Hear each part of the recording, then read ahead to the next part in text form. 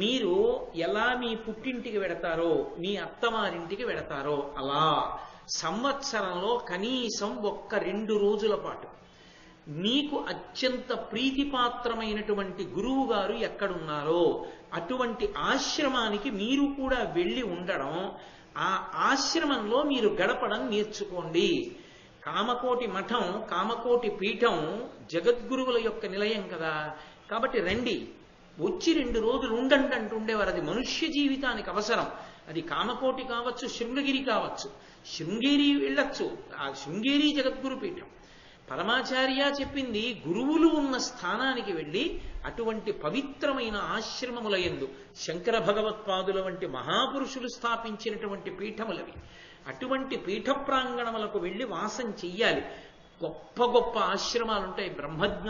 బ్రహ్మజ్ఞానులు నివసించిన భూములు, భగవాన్ రమణులు తిరిగాడినటువంటి ప్రదేశం తిరువణ్ణామలై రమణాశ్రమం. అటువంటి వాటి చోటికి వెళ్ళి తన బిడ్డలతో కలిసి 1-2 రోజులు అక్కడ కూర్చోవడం, భగవన్ సేవ చేయడం, భాగవత సేవ చేసుకోవడం, మౌనంగా ఉండడం, చక్కగా ఏదో పవిత్ర గ్రంథాన్ని 1-2 రోజులు అక్కడ చదువుకుని రావడం అలవాటు చేసుకోవాలి. కాబట్టి ఆహారమునందు అత్యంత జాగ్రత్తతో తీర్థయాత్ర చేసేటప్పుడు తీర్థస్నానమును ప్రధానముగా స్వీకరించి ఆశ్రమ ప్రాంగణం ఎక్కడుందో తెలుసుకుని ఆశ్రమానికి వెళ్ళి ఆ ఆశ్రమంలో ఆహార నియమం పాటిస్తూ పెద్దలు నడిచినటువంటి చోట ఆ రజస్సు, ఆ ధూళి మన మీద పడేటట్టుగా మనని మనం సుశిక్షితులం చేసుకోవాలి అని ఈ భరతఖండమునందు తప్పకుండా స్నానము చెయ్యవలసినవి కనీసంలో కనీసం పేర్లైనా వినవలసినటువంటి తీర్థములు పింగము, ప్రభాస తీర్థము, వరదాన తీర్థము, పిండాకర తీర్థము, శంకుకర్ణేశ్వర తీర్థము, వసుధార, వసుసరం, సింధూత్తమ, బ్రహ్మతుంగ, శ్రీకుండం, విమల తీర్థం, బడబ, దేవిక, శిశయానము, కురుక్షేత్రము, నైమిష తీర్థము,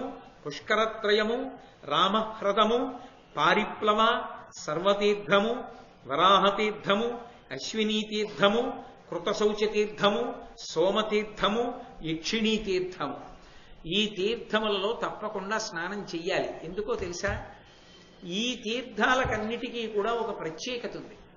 ఇక్కడికి వెళ్ళి స్నానం చేసినట్లయితే అసలు కలియుగంలో సంకల్పం చెయ్యడానికి వీలు లేనటువంటి కొన్ని యజ్ఞములు కూడా చేసినట్టు ఫలితంలో వేస్తారు. అశ్వమేధయాగం కలియుగంలో లేదు. అనాథ ప్రేత సంస్కారమే అశ్వమేధయాగం. అటువంటి గొప్ప గొప్ప యాగాలు, పౌండరీకము, వాజపేయము, అశ్వమేధము, అగ్నిష్టోమము మొదలైనటువంటి గొప్ప గొప్ప యాగములను చేసినటువంటి ఫలితం ఒకటి కాదు, 10, 20, 100 అటువంటి యాగాలు చేశాడన్న ఫలితం కేవలము ఈ తీర్థముల యందు గురుకులిడిన కారణం చేత, స్నానం చేసిన కారణం చేత ఇస్తారు.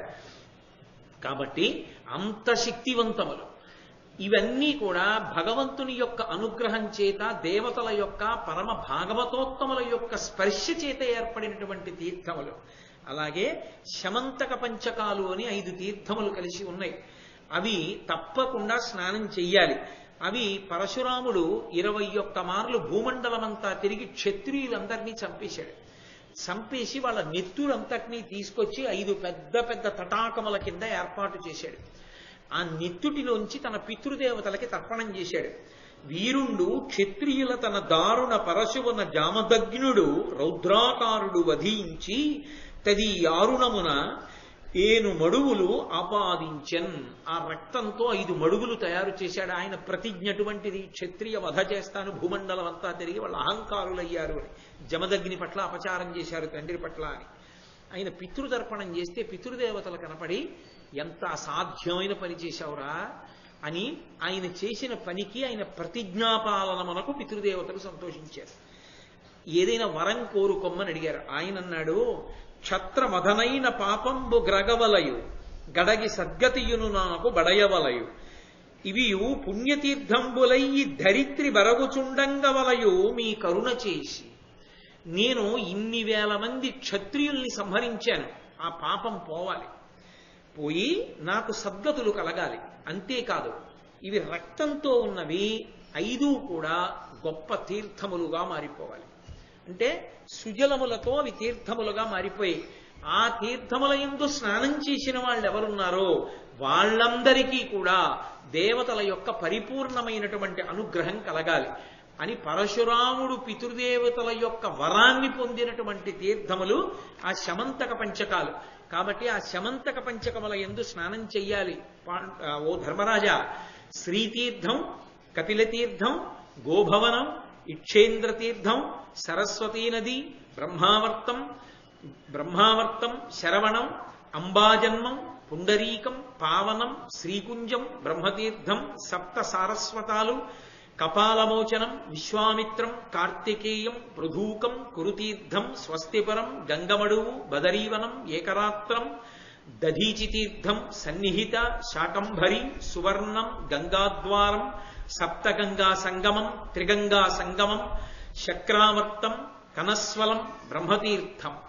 ఈ తీర్థములన్నీ కూడా ఎంత శక్తివంతములంటే వీని ఎందు స్నానం చేసిన వాడికి కేవలము యజ్ఞయాగాది క్రతువులు చేసిన ఫలములే కాకుండా కొన్ని వేల కపిల గోవుల్ని దానం చేసినటువంటి ఫలితము కూడా ఏర్పడుతుంది. ఇవి ఒక్కొక్కచో అంబా అని పేరు వచ్చినటువంటి అంబాజన్మం అని వచ్చినది సాక్షాత్ పార్వతీదేవి స్నానం చేసి పరమప్రీతిపాత్రమైనటువంటి తీర్థం. అటువంటి తీర్థములలో స్నానం చేసిన కారణం చేత ఆ దేవతల అనుగ్రహాన్ని పొంది శరీరం పతనమైన తరువాత ఉన్నత లోకాల్ని పొందుతాడు. అంతటి శక్తిని ఇవ్వగలిగినటువంటి తీర్థములు. అలాగే గయా అనబడేటటువంటి క్షేత్రం ఒకటి ఉన్నది. పలువురు కొడుకుల బడయంగవలయు అందొక్కరుండైనను ఓపి గయకు అరుగునో అనియును, అశ్వమేధం బొప్ప చేయునో అనియును, శ్వేతమైన ఆబోతు విడుచునో అనియును కొరుదురు. అనవజ్జులైన గృహస్థులట్టి గయకేగి ఉభయ పక్షముల వసించిన కడు పుణ్యులు ఉభయ పక్షముల వారినుద్ధరింతురు. అంద యోగి పిండమిడిన వారు అనగా పితృదయను కృతార్థులగుదురు. అందు పల్గుతీర్థమాడిన వారికి పరమసిద్ధితో శుభంబు పెరుగు. ఓ ధర్మరాజా, లోకంలో ప్రతి గృహస్థు ఒక కోరిక కోరుకుంటాడు. నాకు అనేక మంది కొడుకులు జన్మించాలి, ఆ కొడుకులలో కనీసం ఒక్క కొడుకైనా అశ్వమేధయాగం చెయ్యాలి.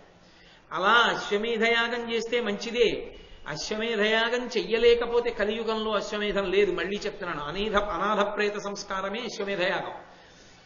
అలా అశ్వమేధయాగం చేయకపోతే కనీసంలో కనీసం గయకి వెళ్ళేటటువంటి కొడుకు కావాలి. తల్లి తండ్రి శరీరం పడిపోయిన తరువాత గయకి వెళ్ళేటటువంటి వాడు అవ్వాలి. గయకి వెళ్ళడం అంటే ఎలా? వెళ్ళి ఏదో ఒక రోజుండి పితృపిండం పెట్టి రావడం కూడా గొప్ప విషయమే. నేనేం దాన్ని కూడా తక్కువ చేసి మాట్లాడటలేదు, అది కూడా చాలా గొప్ప విశేషమే. కానీ కనీసంలో కనీసం ఆ గయాక్షేత్రానికి వెళ్ళి ఒక తెల్లటి ఎద్దుని విడిచిపెడతాడా? అచ్చోసి ఆబోతుని విడిచిపెట్టారంటారే, వృషత్సోర్జనము అంటారు. ఒక ఎద్దుని అలా విడిచిపెట్టేస్తే ఆ ఎద్దుతో సంగమించి గోసంతతి పెరుగుతుంది.